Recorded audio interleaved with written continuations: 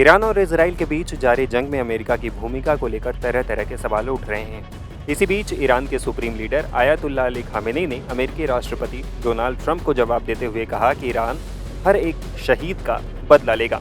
उन्होंने कहा है कि अगर अमेरिका इस युद्ध में शामिल होता है तो इससे सिर्फ नुकसान ही बढ़ेगा। हमारी सेनाएं रक्षा को तैयार हैं। इजराइल ने एक बड़ी गलती की है जिसका खामियाजा उसे भुगतना पड़ेगा।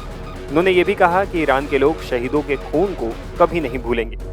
खामेनी ने बिना शर्त आत्मसमर्पण करने की अमेरिकी राष्ट्रपति डोनाल्ड ट्रंप की अपील को भी खारिज कर दिया। डोनाल्ड ट्रंप की धमकियों का जिक्र करते हुए खामेनी ने कहा कि जो लोग ईरान के इतिहास को जानते हैं वे जानते हैं कि ईरानी धमकियों की भाषा का अच्छी तरह से जवाब देते हैं।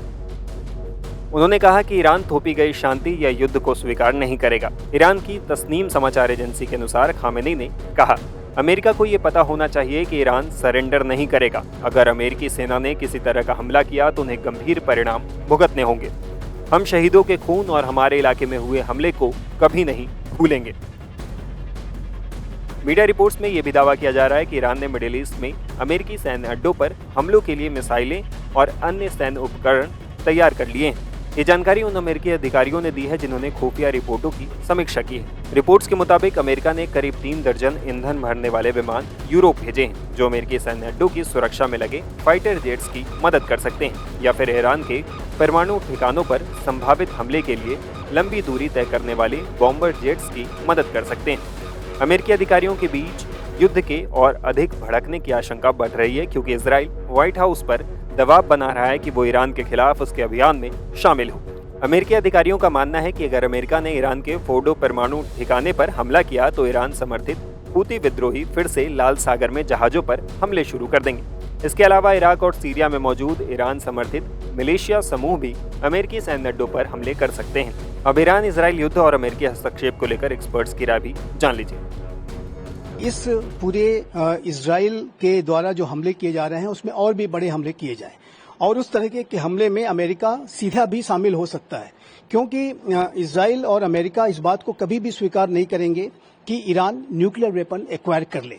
और यदि अमेरिका को और इजराइल को इस बात के असेसमेंट्स होते हैं कि ईरान अपने यूरेनियम इनरिचमेंट को और तेज गति से उसने आगे बढ़ाया है और अपने नाभिकीय अस्त्रों के टेस्टिंग की तरफ वो बढ़ रहा है, तो ऐसे में उसके जो डीप अंडरग्राउंड जो न्यूक्लियर फैसिलिटीज हैं उसको तबाह करने में अमेरिका अपने अर्थ पेनेट्रेटिंग जो बंकर बस्टर बॉम्ब्स हैं उसका इस्तेमाल कर सकता है और ईरान को उसके न्यूक्लियर एम्बिशन से रोकने के लिए अमेरिका भी कोई सीधी कार्रवाई कर सकता है। इस बात की प्रबल संभावना दिखाई देती है। अब ये डिपेंड करता है कि ईरान का अगला रुख क्या होगा।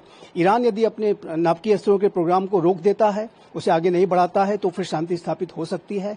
लेकिन यदि ईरान ने फर्दर एग्रेशन दिखाते हुए अपने नाभिकीय अस्त्रों के प्रोग्राम को आगे बढ़ाया तो उसमें तो ईरान के विरुद्ध की जाने वाली किसी भी कार्रवाई में अमेरिका सीधा भी शामिल हो सकता है।